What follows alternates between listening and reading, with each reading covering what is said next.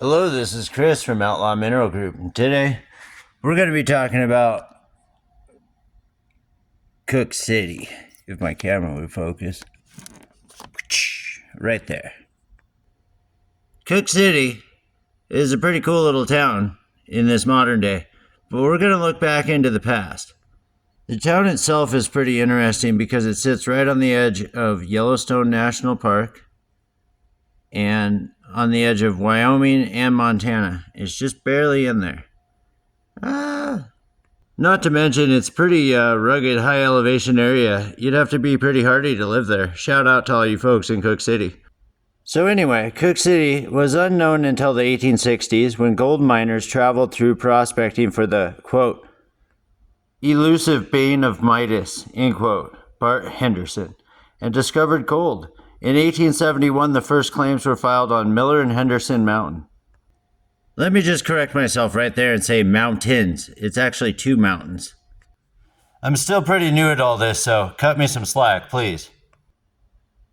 That same year, the first bridge was built over the then known as the East Fork of the Yellowstone River.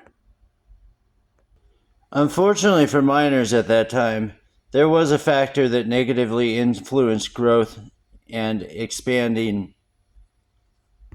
Sorry, that was a mouthful. Let me try that one more time.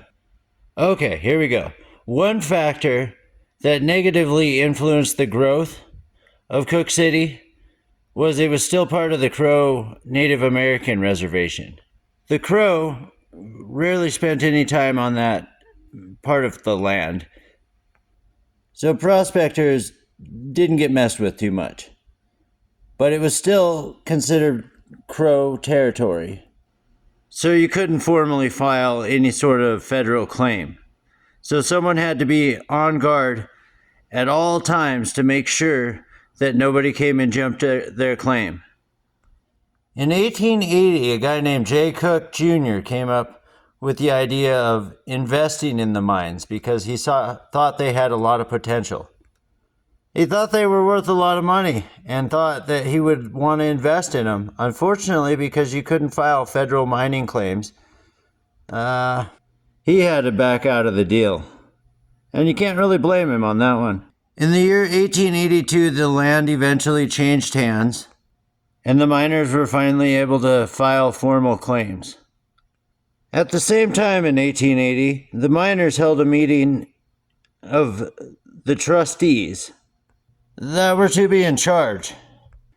And at the end of all of that, there were lots that came out of all the survey work, and they went to be sold for $20 a piece, and inside lots going for $10 a piece.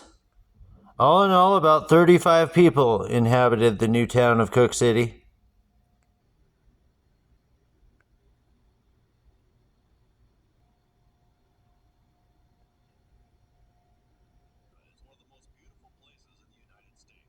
There's been ongoing talks about reopening mining operations in Cooke City. One of the mines in the area was the Homestake mine. It ended up stopping only a few feet from the ore body, only to be discovered later on. Today it's all known as the New World Mining District. This is all part of the Custer-Gallatin National Forest northeast of Cooke City and Yellowstone National Park in Park County, Montana.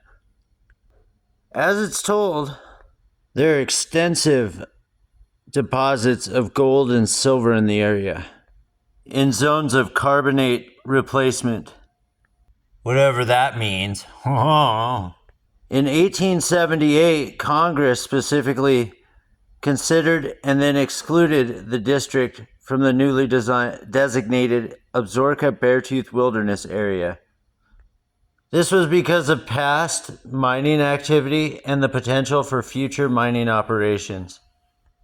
But there's been a lot of fighting over the years, especially over the last century, between environmental groups and mining interests in the area.